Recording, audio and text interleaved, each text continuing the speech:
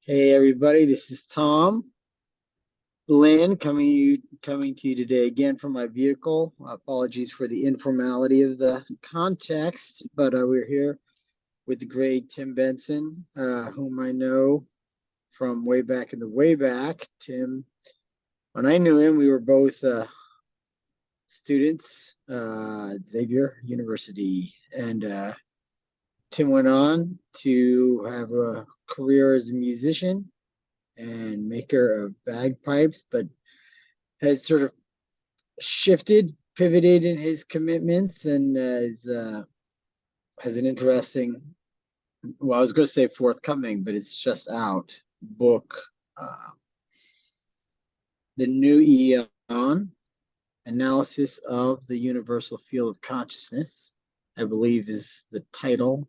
And we're just going to be sort of spitballing about that today and go from there. The thing which I think maybe distinguishes Tim from some of the other people we've had on the channel is that there is a kind of note of optimism in some of his analysis. Not that there isn't optimism in other quarters with some of my other guests, but it's coming from a somewhat different perspective. But it's enough by way of prologue, Tim. Why don't I turn over to you? And if you want, you can just sort of, maybe we could just open by a recapitulation of the major things that you're trying to communicate with this text. Okay, sure. Well, thank you for having me on, Tom. It's really I'm so glad we reconnected. I wish we could meet in person. Hopefully, one of these days we can. But I really value the time that we spent together in Cincinnati. I've never quite met anybody that was quite like Tom. No, It's quite an honor to be asked to be on his program here. that's very kind. So Anyway, well, maybe not.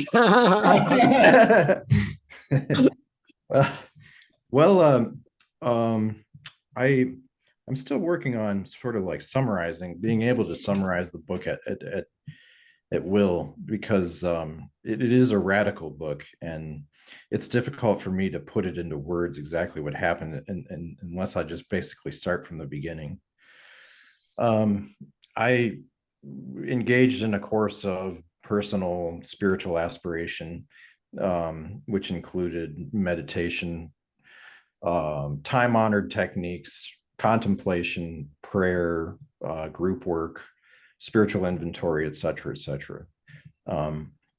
And I did not expect to do really. I had ambition that I was going to achieve some state that I was studying about, because my will was just so totally focused on achieving some sort of higher consciousness, to the point where it really became ultra focused. And so I wasn't expecting to make any major discoveries or to encounter anything that was mind-boggling. I started using a consciousness research technique that came about in the 1990s. It was sort of developed in kinesiology and psychiatry, where they were testing various stimuli, the response of musculature to all kinds of different stimuli. And psychiatry was the first place where they started to measure emotional content, emotional stimulus, musical stimulus, art, to the effects on the deltoid muscles. So I mean, basically what it involved was somebody putting their arm out, another person presenting some stimulus, and then pressing in the arm to see if the arm stayed firm and strong, or if it sunk under an equal amount of pressure and became weak. And so there were, a handful of doctors that were working with this technique in the 1970s. In the 90s, a psychiatrist came along by the name of David Hawkins who refined the technique further. He discovered that the technique could be used to discern truth. So he would do basically, the basic, instead of presenting stimuli that was, like music or things like that, he did basic statements and declarative questions that had a basic yes or no answer. And what he found was that things that were, objectively true, like the temperature or the day of the week, the body responded in an absolute way, yes or no, to the truth. So he wrote about this book and published it in, I think, the late 90s, called Power versus Force. And he outlined the entire technique and all of the parameters of employing it in a way that was led to the most accurate results. So I on a daily basis started to use this technique, mostly out of curiosity. I had seen it work for him, and I was curious about employing it in my own life. I had no idea what the implications of using it was going to be, and how powerful it was going to be to transform my life, transform my relationships, etc. Do you have a question? I do have a question. I would just then maybe I can hold it if you like until you're done. Or you can hold it. You don't have to answer right away. But by way of clarification, there's the truth of a statement, and then there's the manner in which a person perceives that statement. So if you say to someone, say someone really thinks it's Wednesday when in fact it's Thursday, it's just a genuine good faith misconception, and you say to them it's Wednesday, is their musculature going to exhibit an affirmative response despite the fact that it's in fact Thursday? In other words, do you see what I'm driving? Yes. Does this procedure seem to obtain results consistent with the truth and or falsehood of a proposition, regardless of the subject's personal perception of what the truth or falsehood of that proposition might be? The answer is yes. So that is a remarkable consideration, because it indicates that the body has a sense of the truth, which is independent of the, I don't want to say independent of the mind, but independent of the sort of, at least an aspect of the person's individual consciousness. The body expresses the truth as it is in consciousness, and the what David Hawkins called the universal, omnipresent, omniscient field of consciousness, the holistic field that exists in the universe, the universal field of consciousness. So that is the holistic, entire expanse of consciousness that everybody has some aspect of. Now that is filtered down through the ego and through one's conditioning and through repressed emotions, all that, but it exists in each person at a fundamental level as the fundamental self with a capital S. It's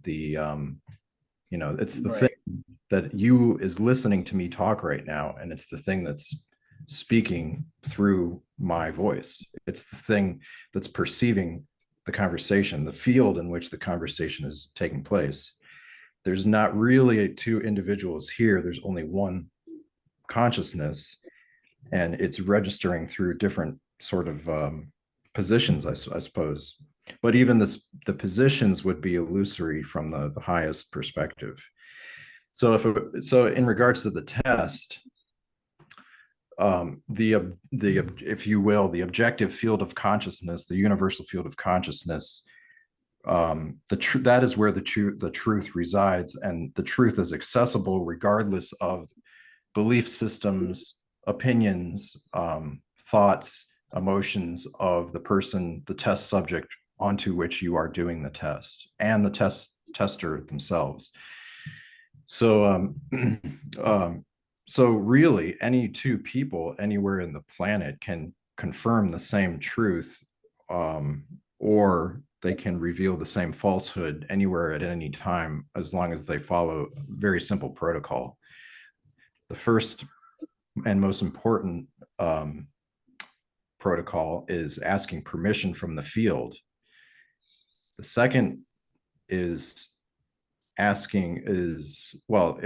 isn't an actual requirement, but it's one that I adopted early on, and that was to confirm that my motive and my intention for asking the question calibrated, that it had integrity, that it was not a self-serving question. One of the observations that Hawkins made was that the question is coming from the ego, from one's self-serving motives, from a motive of resentment or personal gain. It voids the entire accuracy of the results, which is fascinating. Of course, I, being human, made a few false positives in the beginning, but I adopted the approach of asking. I would ask permission. I have permission to ask this question. Resist, the arm goes strong. I proceed to the next question. My motive for asking this question calibrates over 200, which is the threshold of truth on Hawkins's scale of consciousness. And if I got a strong response to that, then I would proceed. So those are the two big requirements. There are others too, that have to do with potential imbalances in the chakra system and the acupuncture system. For instance, it's recommended to take your glasses off if you are a test subject. People with tattoos might have to do a breathing exercise to clear certain chakras out before they do the test. Certain belief systems that are associated with the denial of absolute truth void the person as a test subject. That sort of goes counter to your first question, which I actually don't understand why, but this was something that Hawkins found out. If the person in their consciousness denied the reality of absolute truth, they were not an ideal test subject, because the power of that negativity threw off the test. And I suspect that it was related to the flow of Kundalini through the chakra system. So the body itself is the tool, and consciousness registers through the body, through the acupuncture system, through the chakra system. If that is somehow distorted or not, there's some blockage there, the test subject is not going to get accurate results. So there are breathing exercises you can do, but if you're a nihilist who doesn't believe in that there's any objective or absolute truth, then that is a powerful belief system, and it throws the test off. So that is not an ideal test subject for the test. There are other requirements that, if you want to know more about them, you can study the appendices of Dr. Hawkins' work. Right. I do find it interesting that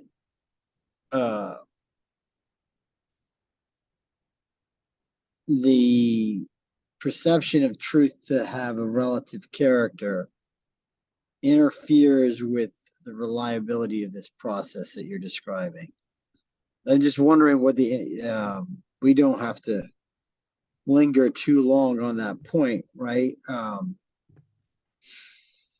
It probably it turns on, because there are relativities. It seems that is an I think that that in itself is a true statement, right? There are culturally relative assertions, but that doesn't mean that there isn't a truth, an absolute truth per se. It's more that our modes of perception regarding that absolute truth are tied to specific contexts. We can never actually apprehend the truth in its totality. We can only approach it from limited facets or vectors. So, like, for example, to take a very pedestrian illustration, you can look at an apple. You can never see the entirety of the apple, right? You see the apple, but in fact, you only see one side of the apple. And you touch the apple, you only touch like a segment of it. You never completely encounter the entire apple. Okay, right? That doesn't mean there isn't a truth to the apple, but your perception of the apple is relative to a bounded vantage. Consequently, even if the truth is absolute, or even if there's something like an absolute truth, we seem to be occupying a structure of apprehension, of understanding, of cognition, of access that will only have the ability to glean partial or relative facets of that absolute quality. So, given that circumstance, a question is raised as to its implications for the test, where what is the perspective implicit in the test that gives a kind of ratification of its results as deeply true. Because, in other words, the test seems to be taking a particular orientation toward these propositions. Why is this orientation privileged over, say, the orientation of a person who is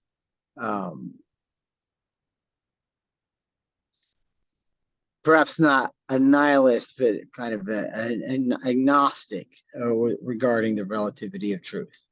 Well, those are two very different belief systems. Agnosticism says I don't know. Nihilism says I know. So there's a humility in agnosticism that is lacking perhaps in atheism or nihilism. And they, to me, would be expressions of an emotional state that was associated with depression, with a lack of meaning, with a certain state of being that was inherently negative. But I think the truth is I don't understand why that is. Why, if let's say that you're an atheist, which would imply that there's a denial of absolute truth there. There's no or a nihilist. Let's use the word nihilist because atheism is a little trickier. Sure, I think so. So you can let's just say you're a nihilist and you deny that there's absolute truth. I'm not sure what it is, Tom. I think I'm not. Sorry, go on. Dr. Hawkins might be able to comment on that. He died in 2012, so that's probably not going to happen. But I would suspect it has something to do with throwing off the acupuncture meridians, throwing off the flow of Kundalini through the chakra system. There's a chakra called the third eye, which is the chakra related to discernment. And I know that certain belief systems would definitely hamper the upper chakras, the crown and the third eye.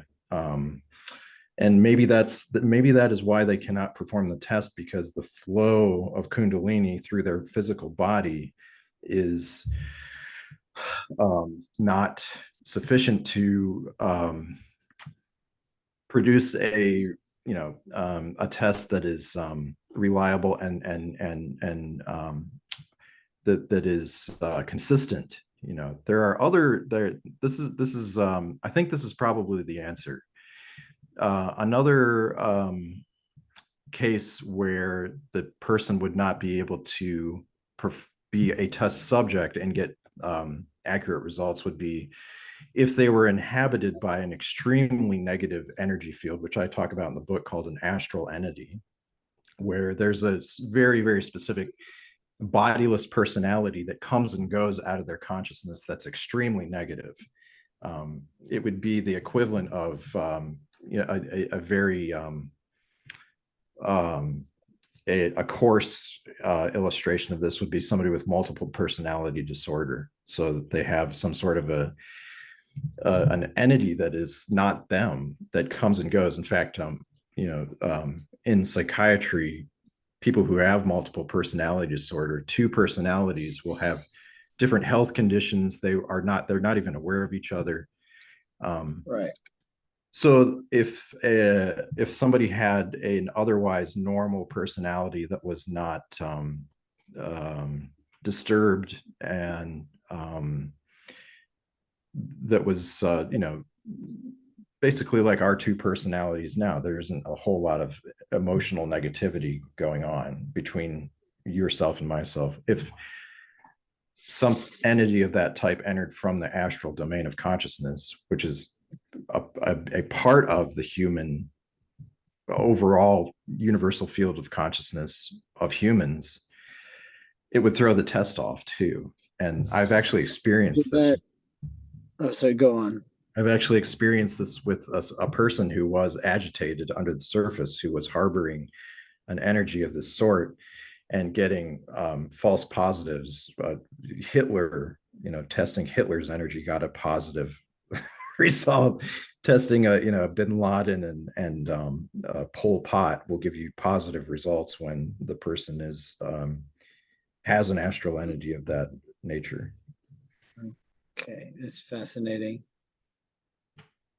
Because really, what it sounds like you're just so it seems it'd be salutary maybe to take a step back, a few steps back, and add some clarifying remarks in connection with the vocabulary that you're using, and none of it's. I think one can follow it without too much difficulty, but it'll probably still be good to flesh things out.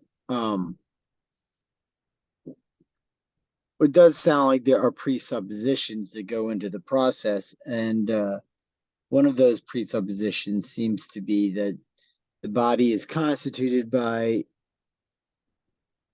whether the body, the person is constituted not just by a body, but by a set of energetic systems.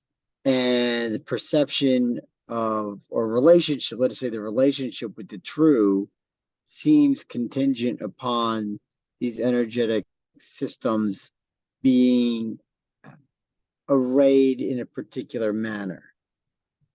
Yes. So when you talk about the kundalini and the chakras, this is a vocabulary which is borrowed from predominantly Indian traditions, I believe. But that's almost an accident of naming, right? You're like, well, a similar but distinct system derives from China, where, the meridians and so forth. In fact, they're not identical. The Chinese mappings, if you like, of the human energy system are not coincident with the mappings that we get from the Indian system. That's not to say that they're mutually exclusive, right? The point is that there's an underlying energetic physiology, which is broadly which has broadly been dismissed by the Western tradition from, not entirely, but broadly been dismissed from the dominant strands of the Western tradition, modernity forward. This process that you are describing, in which you have been employing, is actually wanting to forward or foreground the importance of these energy systems. Is that correct? Indeed. The other thing here is that you're positing an additional non-visible domain that you've designated as the astral domain, which itself is inhabited by various other kinds of entities. It sounds to me, and I none of this stuff bothers me, but some people will get their panties in a bunch about it. But to use a somewhat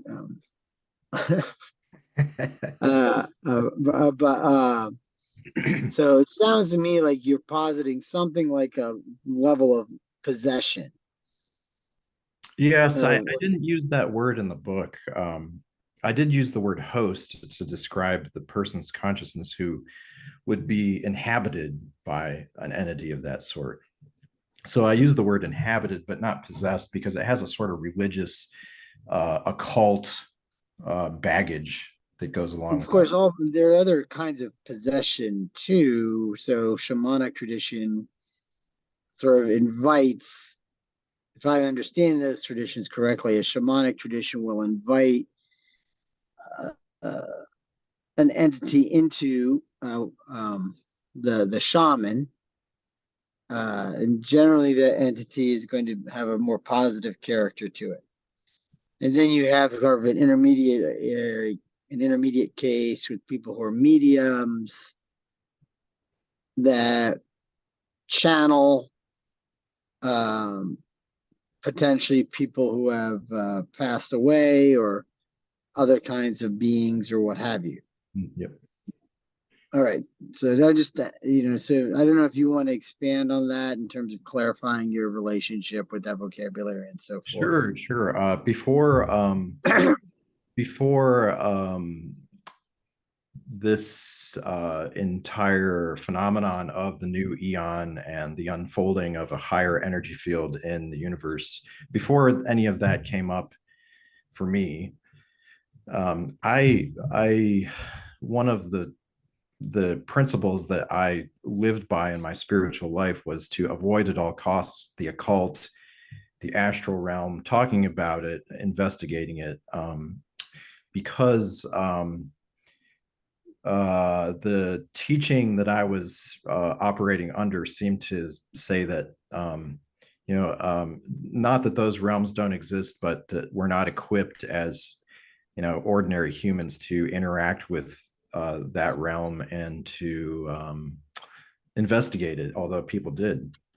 That there were destructive forces there that posed as positive, even spiritual avatars, Jesus Christ, for instance, or Indian gurus from the past that would manipulate people only to lead them down a path that was negative and destructive. So anyway, so I avoided the entire question until I got involved in the new eon work. That what I've found was that the astral realm is an aspect of human consciousness. It's human consciousness is organized in a strata. So you have etheric consciousness, which would be the higher spiritual consciousness that we all, that is our higher nature, the true self, the higher self. And there's the realm of the ego. Then there's the astral realm, which is a just a place in human consciousness that is largely unexplored, and really, since the intellect has basically dominated Homo sapiens for 5,000 years. It's sort of been put off to the wayside in favor of reasonable, rational thought.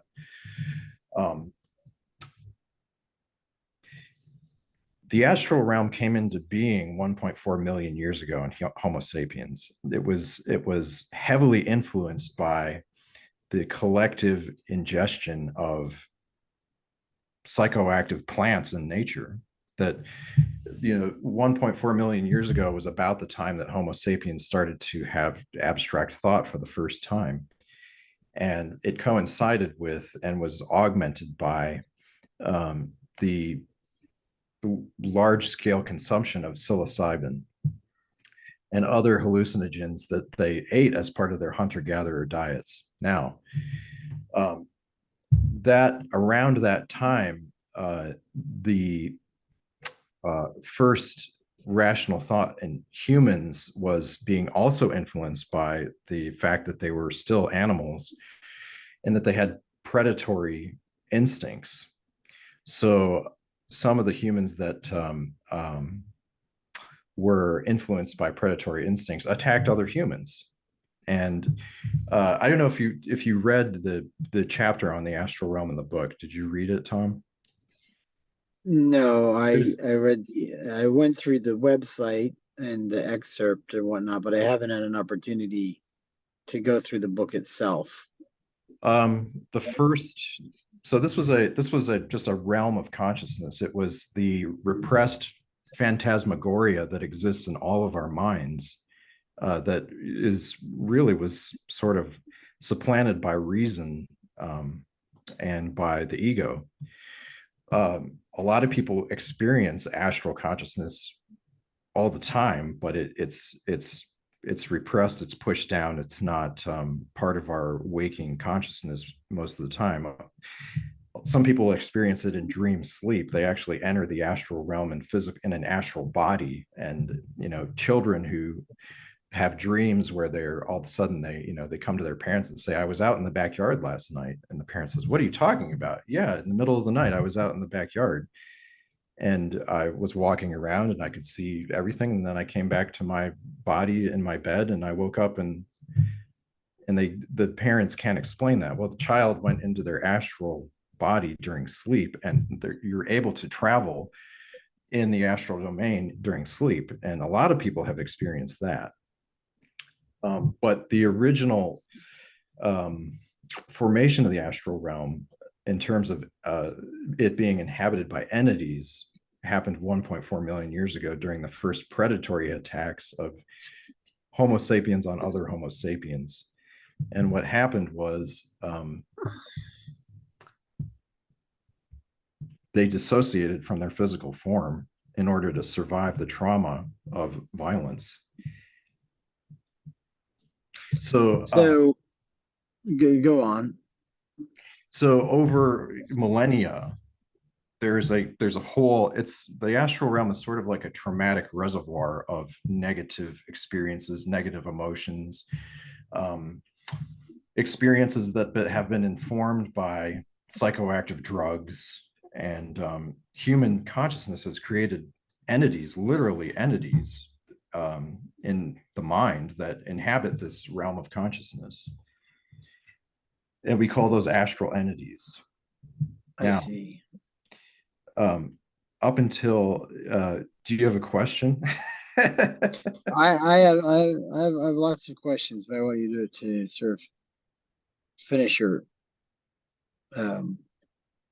excursus, as it were. Right. Or your summary. Well, up until the eon shift, the objective negativity in reality, we'll say, which we talked about over the phone, that you had made the remark that you thought that there were, objective entities that were negative outside the domain of human consciousness, which I agree with. But and vice versa. The shift of eon, the new consciousness level of the universe, the domain that we inhabit, is so high that lower spectrum of negativity has 0% influence here now. All of the negativity that's influencing humanity at this time is originating within the consciousness of humans, period. It's no longer affected by those lower states associated with objective evil, if you will, or low energy or dark energy or bad energy, that because of the high energy of the universe itself. It's that was a curiosity to me that so anyway, so prior to the eon shift, there was a connection between the lower astral realm of human consciousness and the more objective negativity. Perhaps you should, because we talked about this the other night, but you haven't really talked about it within this conversation. And for people who are just watching, maybe you should describe what you mean by the eon shift, right? I know what you mean by it because we talked the other night and so forth, but this is really at the heart of your book in any event. So I know you're aware that I had some questions, and they pertain to the account that you have given of the origin of the astral realm as essentially anthropic in character. That it begins with human beings, and that it's specifically stimulated as a response to physical trauma induced by other human beings. That the violence of that creates the need for sort of almost a split. Indeed, that's perfect. Yep, dissociation. And this differs from my understanding of this domain in various ways.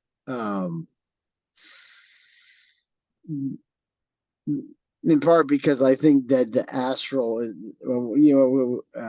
is connected to consciousness in a very primordial manner, so that with the birth of consciousness itself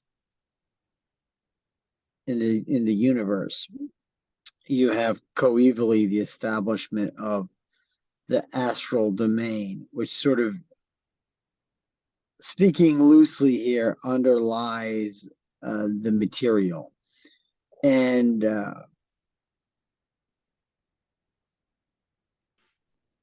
as such, I don't see it as so specifically associated with human being.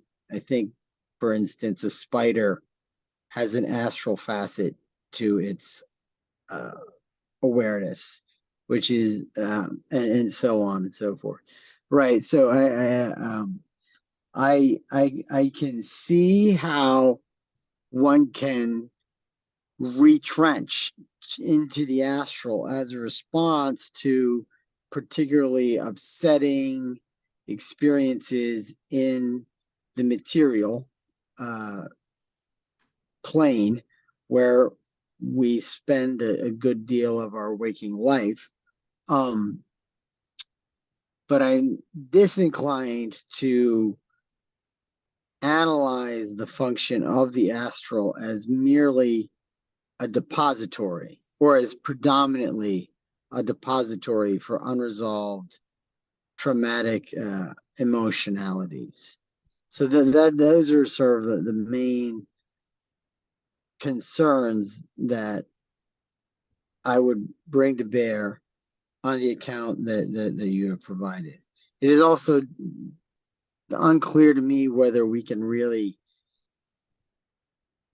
designate so specific a date, so relatively specific a date as 1.4 million years or something like that, as being when we come into the picture definitively, right? Like, well, that's when human beings really get into the astral game, is 1.4 million years ago. You seem to be suggesting that there were historical events that unfolded at that time, which occasioned that emergence. Um, Perhaps you could say more as to how one would come to arrive at that conclusion or to know that. It's just as simple as using the muscle test and being creative with the questions that you ask.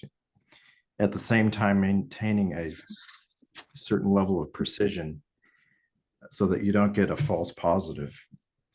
So if you ask the muscle test, there was an event 1.5 million years ago that informed the creation of the astral realm of human consciousness as a strata in the overall human consciousness, you would get a no. If you changed it to 1.4 million years, you'd get a yes. That was really so go on. Yeah, this was the whole technique in discerning the periods of time where the eons of consciousness changed, and it was evident that that consciousness was emanating forth from the unmanifest as a waveform. There's part of a graph on my website that shows this waveform over the last 12,000 years. It's an eccentric waveform with a gently increasing trend line. So, so what we did was we went back at certain intervals and asked the muscle test, well, what was the consciousness level of the universe, whatever, 1,000 years ago? What was it 2,000 years ago? Of course, we didn't use questions, we used declarative statements. So we would say, the consciousness level of the universe 1,000 years ago was 150, and we would get yes. It was 160, yes. 170, yes. 180, yes. 100, 190 So, would go weak. So, and then we would use precision to pinpoint exactly what the level of consciousness was, and it turned out to be, I think, in that period of time, 180. We made a graph. The graph's available on my website. so what does that number mean? And I know that the scale has an arbitrary quality to it, just like any scale does at a point, like Fahrenheit and Celsius. The division of degrees is arbitrary, but it's still, there's a correlation between those numbers and molecular excitation in the atmosphere in general, or whatever it is whose temperature you're measuring. So what is being measured about consciousness? Like, what is more pronounced at consciousness, which tracks as 300 on the Hawkins scale as opposed to 180 or 1000? What is the variance being indexed there?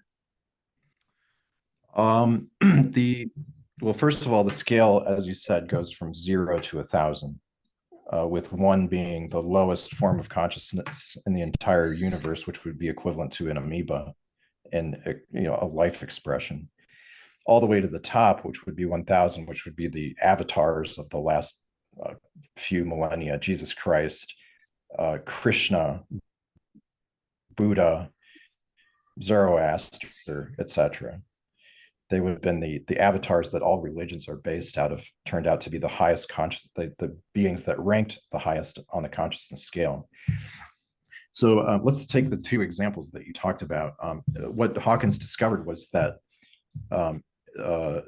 every human emotion, every human state of consciousness could be calibrated. So, happiness and joy could be placed on the scale at the level of 500 or 540, somewhere in the 500s. Reason, the intellect, thinking, was the region of the 400s. Willingness, acceptance, grit, doingness was the level of the 300s.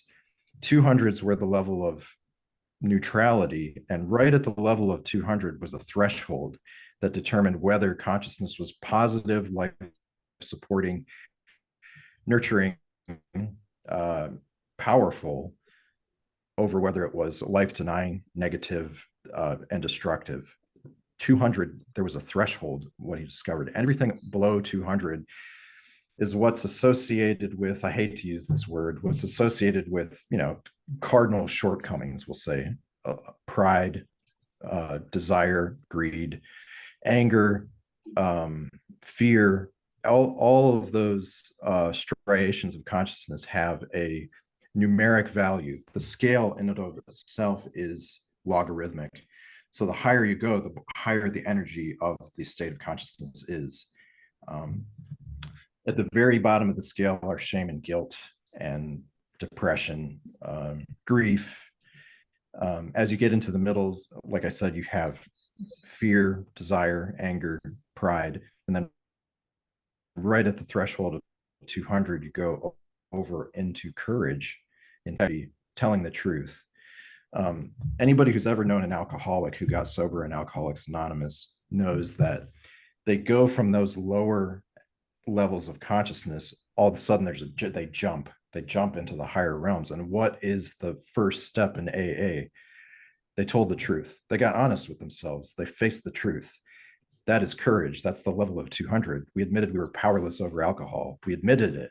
So they, through that admitting, through self-honesty, they jump over the threshold into the higher domain. So that interestingly is the threshold. It's truth, the ability to tell the truth, the ability to be honest. That is the beginning point of all higher consciousness. So what is, so the just trying to think. So then in turn, well, we can jump ahead in a second to the connection between the consciousness of an individual and societal consciousness and intervening levels there.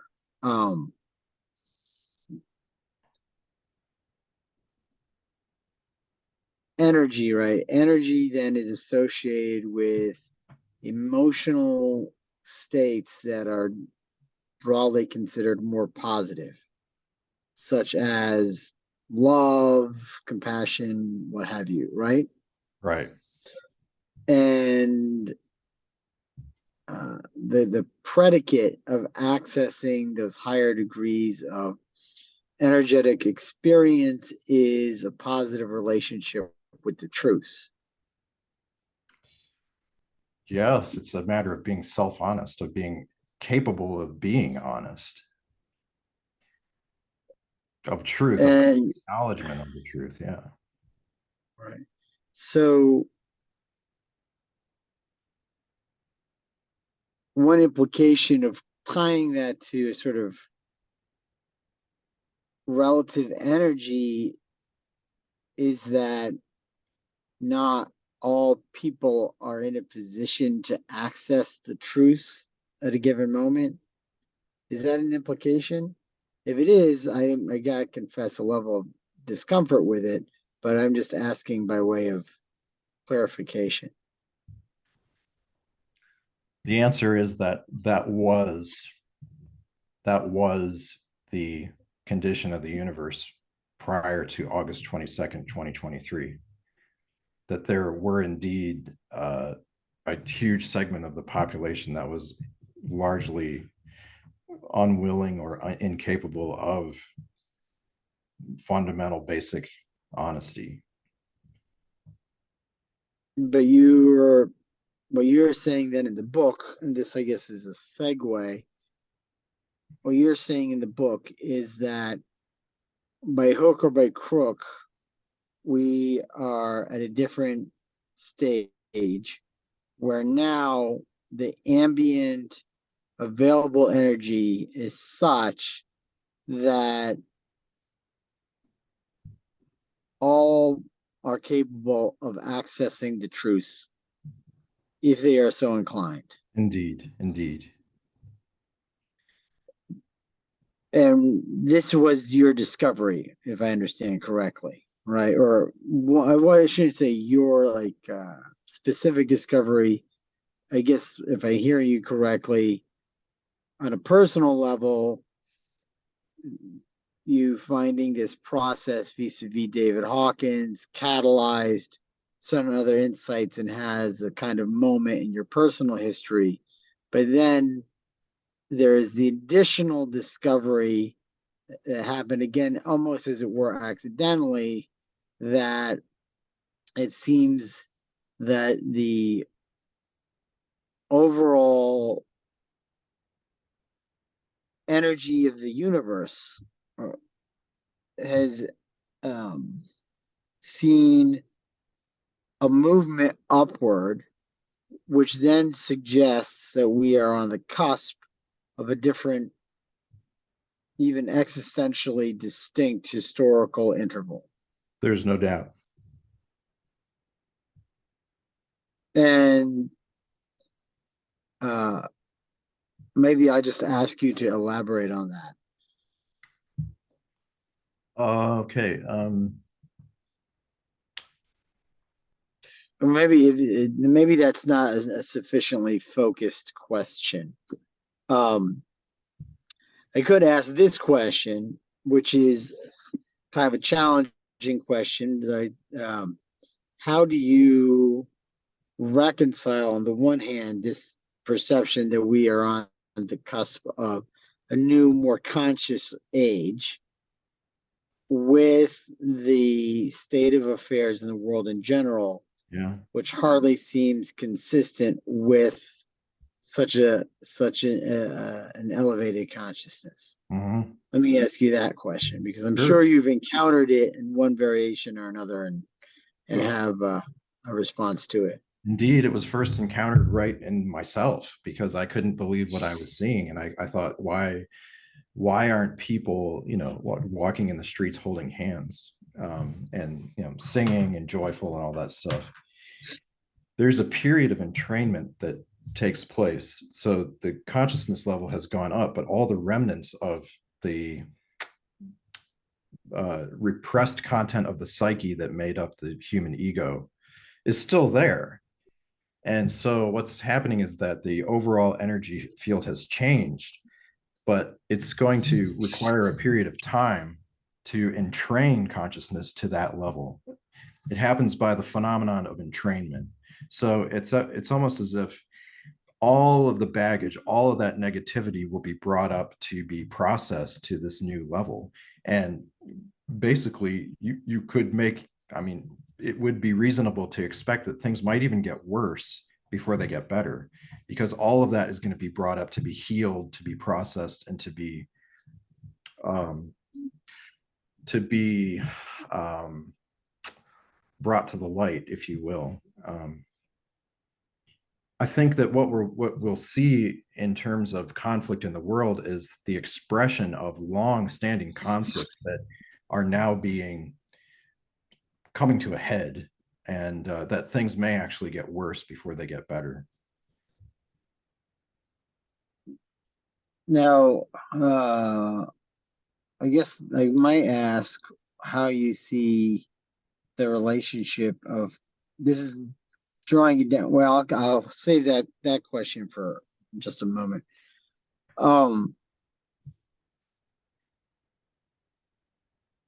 I feel like the we have to engage the question of inevitability, right? Is this something which is inevitable, or is it the outcome or consequence of decisions to be made on the part of us as individuals? To what extent, excuse me, oh my goodness, pardon me, to what extent is this entrainment something with which we have to choose to participate?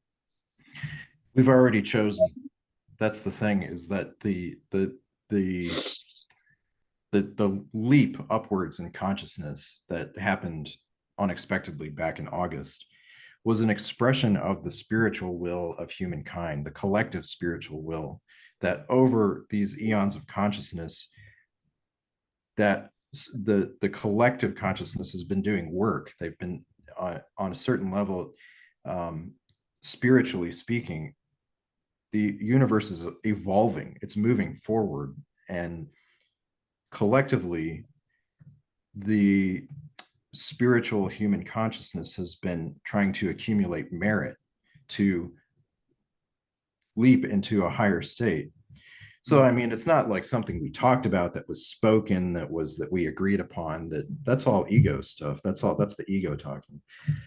This is the deeper spiritual will of humankind that operates deeply within everyone, and that decision was already made. That to the fact that the universal eon emerged and it was so high in consciousness is just evidence that collectively as a spiritual species we've made a decision to heal, to get better, to raise our consciousness. So the answer is that yes, the decision is being made collectively to go up. That's the reason that it went up in the first place. Is there going to be resistance? That's an understatement. That's a real understatement. Anybody who's ever tried to overcome a shortcoming in their personal life can attest to that. Yeah, how hard is it to overcome anger when you're angry at somebody? It's really hard. In fact, if you don't change the way that you look at somebody, you can't really forgive them. You can't really overcome anger. The change has to happen at the level of perception before it can be felt as a healing in your emotions. You have to look at the person differently. That is what Jesus said. That you have to perceive the innocence in the other person, realize that they're acting out some programming in their mind, that perhaps is not personal. And maybe in the instances where it is personal, you know, that's an instance to look at maybe karma or something like that, or a relationship. What was my part in that? No one, it's very difficult for the ego to own its part in its own dysfunctional relationships. It's blame is a huge aspect of keeping that whole matrix of suffering and pain in place. So so I think there is collective agreement. It's not being communicated as such, but it's the evidence is there in the if you try to measure and calibrate the energy of the universe. At one day it was at the level of pride, basically 180, and the next day it was in the etheric realm of higher than anything that was ever measured by the antecedents of the technique, Dr. Hawkins, namely. Well, I suppose then to round it out, I just I'm gonna ask you the question I was holding as to how you see the relationship of digital technologies to this process, things like so-called AI and virtual modalities and so forth. How do you see the relationship of those technologies to this process? I see AI as a well, I don't actually see it in any way. In any way, I'm largely unfamiliar with it. I asked about it because we stumbled over the topic by chance during consciousness research muscle testing. We had discovered that at certain turning points during these eons of the universe, there was often an accompanying leap in technology, whether the technology was negative, for instance, in the Iron Age when they first started using iron for weaponry, or as opposed to like the bow and arrow, or the discovery of fire, or things that were supportive to the health and well-being of Homo sapiens, um, as opposed to being destructive. Um, so I was curious about what would this new, because there was always one in all of the eons we looked at. There seemed to be this accompaniment of a new technology that came up, and AI was suggested by my daughter as possibly a new hallmark of a technological revolution that was going to unfold for humankind. Now, I am not a savvy person with this, and was certainly completely large. I've seen it in the headlines and whatnot, but only started researching it after we discovered this during our testing sessions. Um, what we found out was that AI is being used currently for almost 100% negative motives to almost. I think if I looked at the book again, it's like half of AI is used for overtly malignant reasons to try to um, uh, influence people's perception on the internet, to try to malign others, to deceive others. But it has this, it has the technological promise to be a tool that was extremely positive for humans in the future. So that's about as far as I went with AI. I didn't really. I'm most concerned about it as because it seems like such a powerful tool to deceive people and a powerful tool to sow negativity. But at the same time, if it could be harnessed for good, it could be a new form of technology that would benefit us. I think there's another whole question to AI, and that is looking at it from the perspective of consciousness itself, which is, I I think it's to me just plainly obvious that AI can never become fully conscious like a human could be conscious. That it will always depend on some level of human consciousness, programming it, setting it up, whatever, writing the programs that make it operate. Now, what's the critical factor there is what is the level of consciousness of the human who programs it? That's the most important question with AI. And is it benefiting everyone? Is the intention there the well-being of humankind as opposed to sowing chaos and personal gain, et cetera, et cetera? Well, for my part, I am pretty dour with respect to the technology itself because number one, it's really not especially novel. What you have is a vocabulary which is clothing or a process essentially of statistical analysis at a higher rate of speed, which is facilitated by contemporary computing to produce probabilistic results. That's what's going on with so-called AI. It's really just brute calculation refined by certain statistical processes. So when you take off the clothing, it's not all that sexy. It's kind of remarkable that, given the fact that even in its most sophisticated articulations, it's relatively crude, and despite that crudity, it can at times produce interesting findings. That being said, I think it's almost wholly pejorative. I'm almost wholly negative, largely because what you have is the installation of a counterfeit intelligence. I don't even like calling it a counterfeit intelligence because it's not intelligence. It's a counterfeit mode of content generation, which then leads to the atrophy of active human intelligence.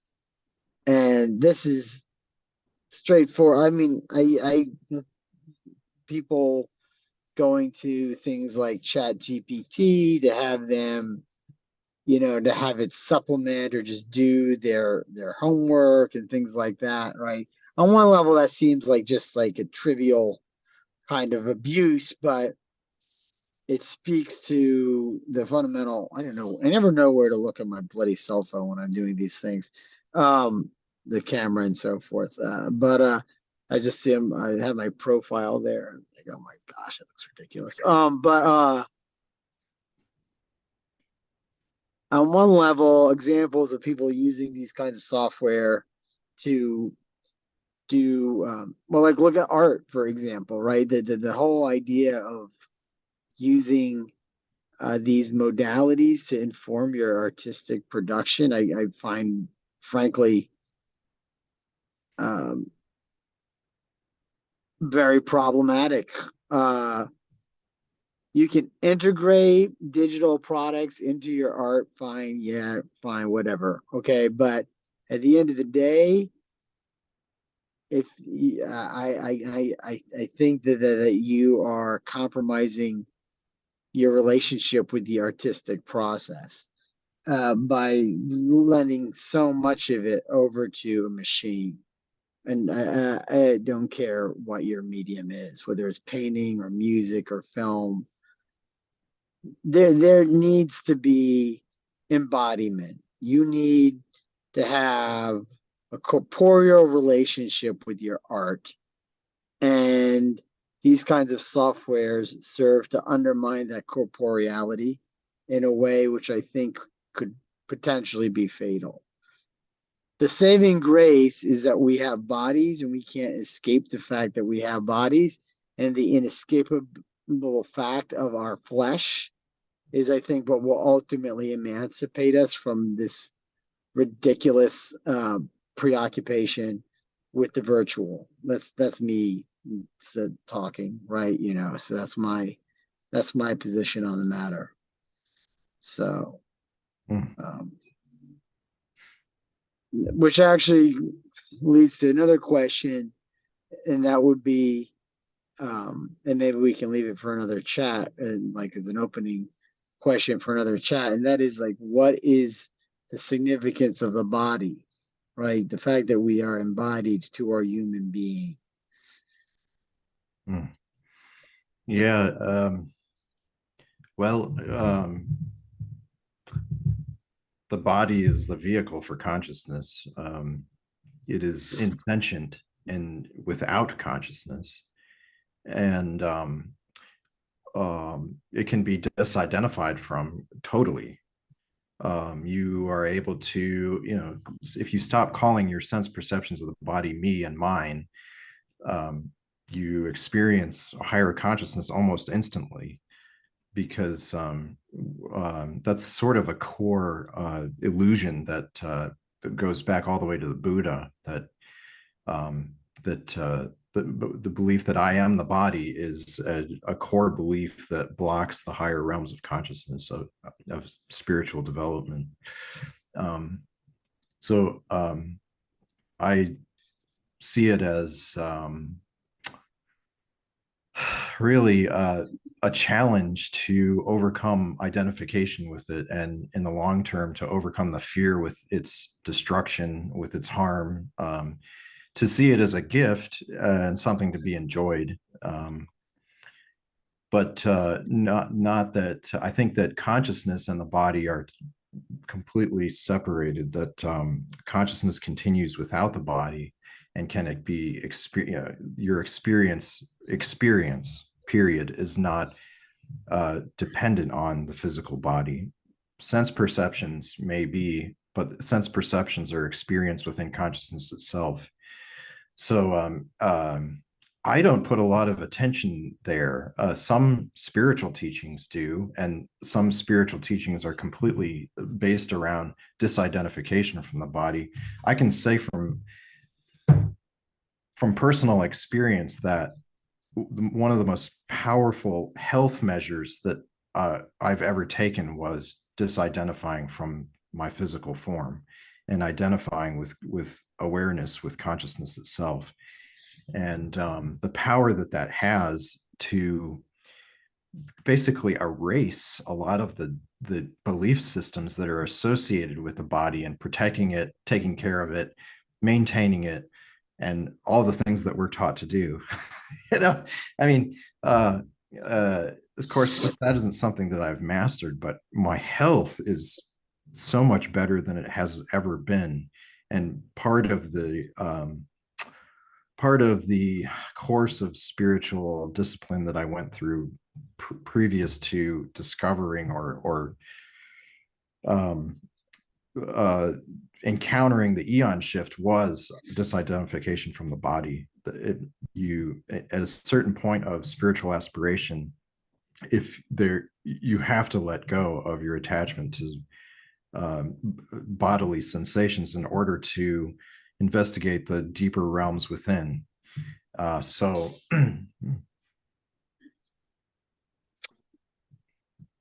I I'm not so certain um, at this point about that narrative, which does show up through very spiritual traditions with a consistency. But we are now sort of in a domain where we're dealing with somewhat subtle matters.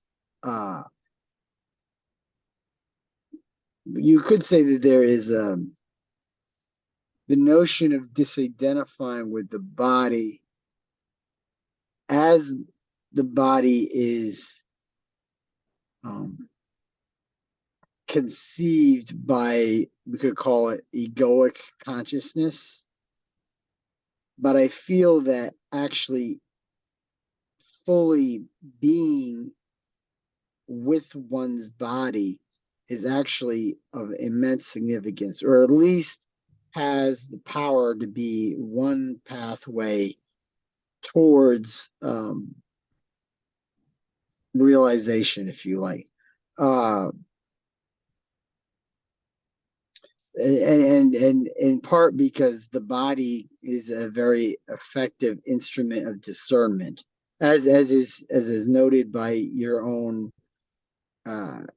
harnessing of this process of musculature testing. So most of us don't really live in our bodies. Most of us are constantly out of our bodies and abstracted by distractions, stimulated by screens and other matters. I don't actually think we necessarily disagree. It's just a matter of refining the language that we are employing. There's like two difficulties that arise. Both of them are associated with a kind of spiritual materialism. One is the undue prioritization of certain states of mind, bliss states, states of insight, right?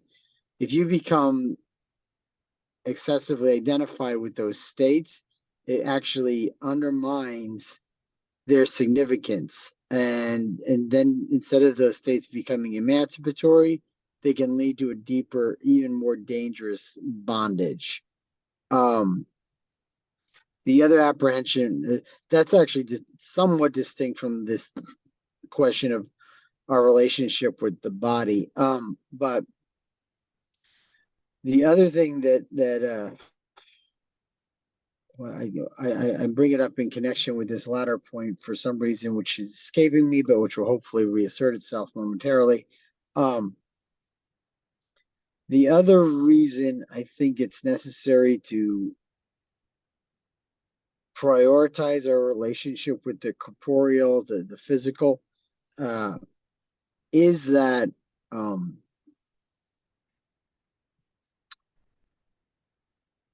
things like transhumanism, I feel, are asking questions or compelling people to a disfigured relationship with their own reality.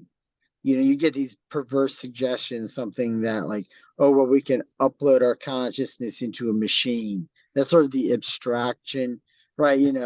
We're laughing about it, but there are people who are very serious about going down that line, or replacing as much of the human organism with synthetic counterparts and so-called neuro implants and what have you, and all this stuff.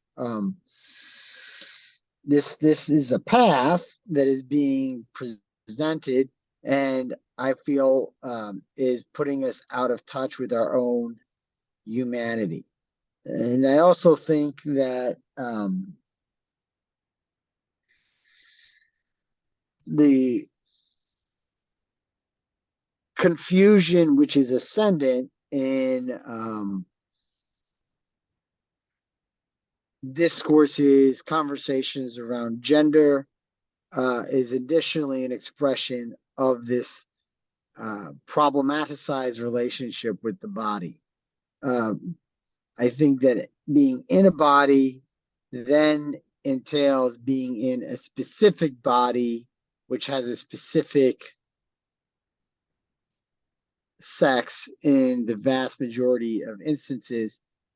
And it's a complicated matter because sex is distinct from gender, but I don't think we can completely disaggregate those terms.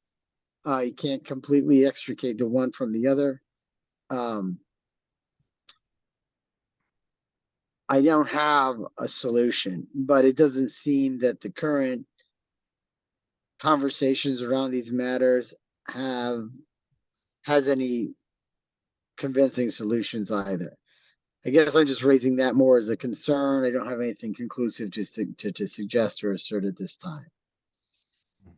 So we should probably wrap it up here, even though it's all very open-ended.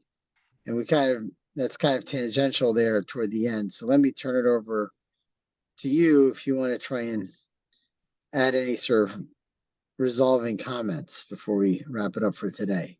Tim. Well, in the conclusion of the book, I see it as a very hopeful place for humankind to be at, and that, within a few centuries, if not 1 century, that the eon will be recognized in retrospect. That I can sit here and say that this is unfolding and demonstrate it with the muscle test and all that stuff, but until it's a new reality in the world, it's sort of just an observation, I suppose, at this point. I did offer some suggestions in terms of one thing that we didn't talk about were the animal archetypes and the discussion on the psyche in the book. And that's the portion of the book that offers a different perspective on spiritual growth and some suggestions on how to contextualize repressed emotions and subpersonalities, aggregates of emotions that manifest as certain styles of behavior in problematic portions of our lives. I think if anybody is interested in that, to look at the animal archetypes section of the book. I think that's really actually where a lot of the value is for people, because it really talks about the blocks to higher states of consciousness as specific archetypal emotional aggregates that each one of us has. So let me interrupt you to suggest that we just do another conversation in a week or so, and in that time we can look at that stuff more explicitly than today. So I would love to. I really enjoy talking with you. I wish we could do it over in person and right, like in the real world, right? So the enfleshed reality. So. Such a pleasure to catch up with you. Right back at you, Mr. Benson. Back in the day,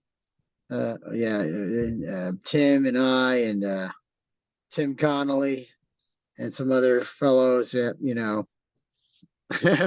we had some good times. So, but I guess we'll wrap it up for today.